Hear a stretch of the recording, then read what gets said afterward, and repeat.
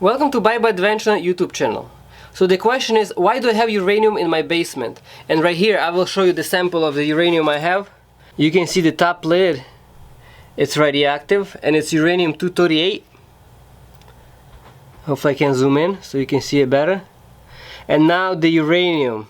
See that right there, that piece of metal? That's uranium. And if you're wondering if it's safe or how dangerous it is for me to hold the piece of uranium in my hand, stay tuned. I will test it with the meters and I'll tell you more why I have it and how did I get to this point that I have uranium. It might be a little bit unrelated, but the reason I get into all of this is because I start studying geology, and especially all the rock layers, so I can improve my knowledge on creation versus evolution topic. But I realized that all the rocks is made out of different minerals, and all the minerals made out of the elements. And about the elements, I didn't know too much. For example, if I would take a rock and it's a feldspar and it's made out of silica, potassium, and everything else, I wouldn't know much about all these silica and potassium. So I get into studying all the periodic table. At first I was watching videos on each of the elements in periodic table so I can know more about them. But then I realized that I have a lot of these elements on hand, like iron and aluminum. And since then I start collecting. Alright, now we're gonna go back to uranium, but then I will show you each element that I collected. Usually if you go online, you try to purchase a collection of periodic table elements, they will send you either a really small vial with a small sample or a cube, a density cube. But what I like to collect is unique sample of each element. For example, different elements for different crystals.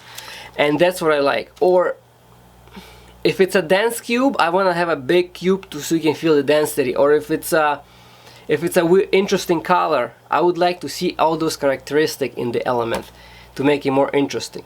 I'll tell you later why. Alright, as I promised, let's go back to uranium right now. First, I want to make a really nice shot. And I will zoom in on it, see how good I can focus.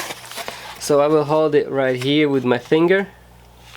Right now it's in a glass vial which blocks most of the gamma rays, most of them, so it's pretty much safe to handle in my hand.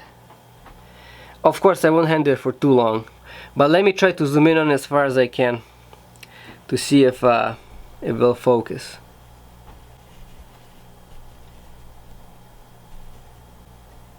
So see this shiny piece of metal? It's in a glass vial, then there's another glass vial, so it's safe. And it's inside the glycerin, so it won't break. Now you see a really shiny, nice surface of uranium. Alright, let's put a meter on it. So right here I have a gamma and beta meter. I will zoom out now. Turn it on, and I will hold it right on the sensor. Well, it just background radiations pretty much. I try to go hold it as close as I can to the tube on the bag. So pretty much 16 is like almost background radiation, so this cheap tester with the back cover on does not pick up this uranium just because it's behind two glass vial and it's in a glycerin. But what will happen if I will take this tester apart and put it right on a tube? Let's try that.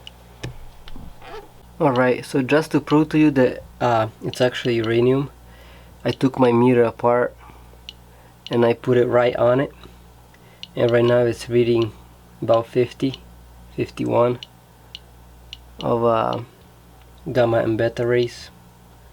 It measures it in USVs per hour. It's a different measuring system than usual, so I'm not really familiar with it, but it's pretty much low. It's pretty low, but it's there. It's picking up radiation. So when I do hold it in my hands, I receive a tiny bit of radiation. It's not that dangerous. I will not handle it for long, and I will not keep it in my basement. I just brought it in right now and I will take it back out. And I purchased it online, and they shipped it to me in USPS first class mail. My periodic table collection is not done yet, but I have already a lot of elements, so I'll show you the ones that I have.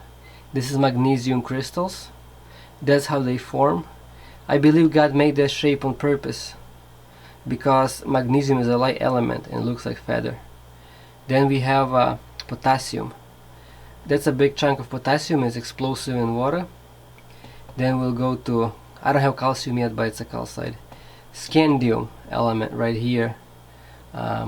It's pretty rare, pretty hard element, pretty rare. Titanium cube. You can test hardness on it. Vanadium crystals. Chromium. If you see a car with the chrome, that's the metal they coat iron with to make it shiny. Chromium. Manganese, you can see manganese crystals in a glass thing. Then we have iron, just regular iron.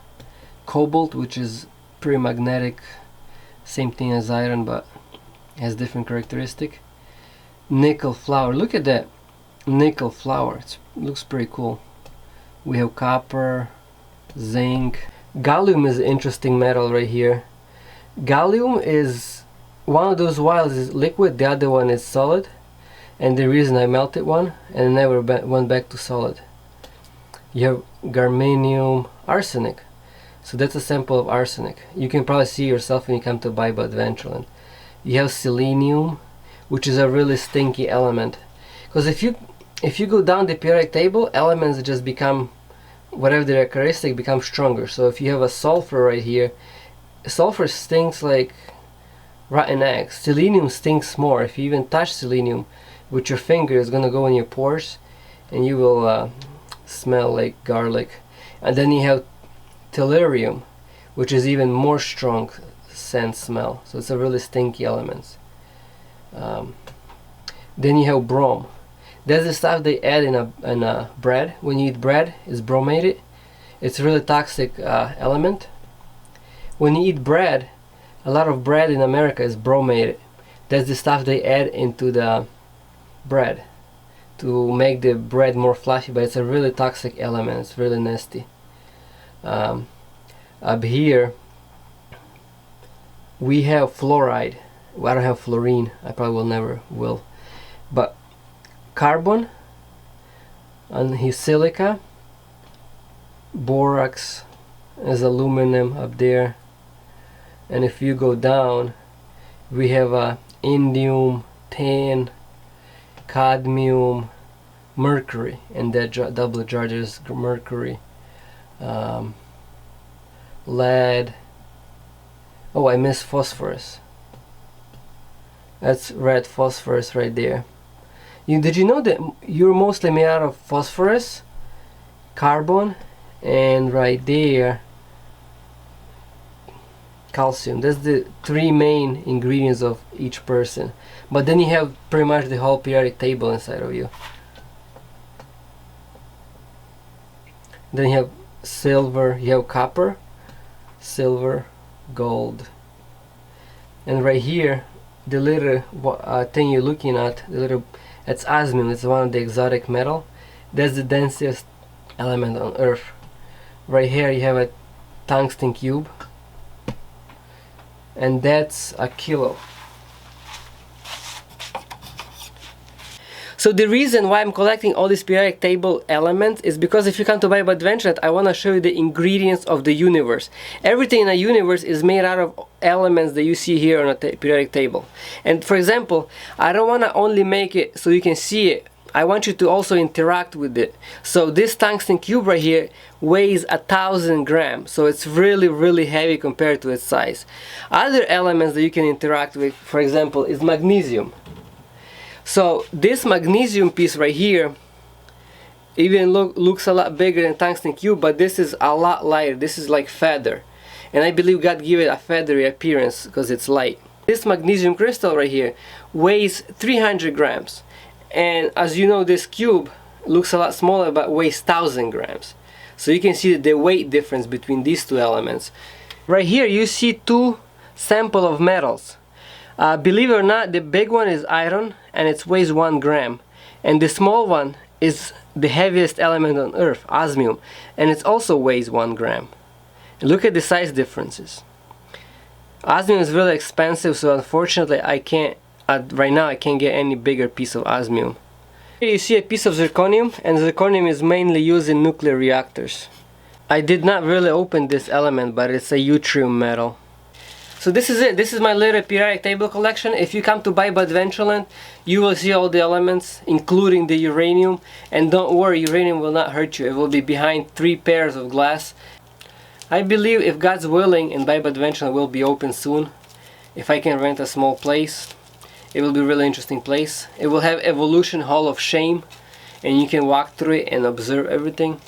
And the final reason why I'm doing all this thing, buying uranium, all the other elements, trying to put them on display or open by Adventureland, is I'm trying to show people that there is a creator. All this thing cannot happen by itself, just from nothing exploding, and we have all these elements, all these unique characteristics, and the life and everything did not just happen by itself. There is a creator, and I would recommend for you to find the creator, and the creator is Jesus Christ. Through Jesus Christ was everything created.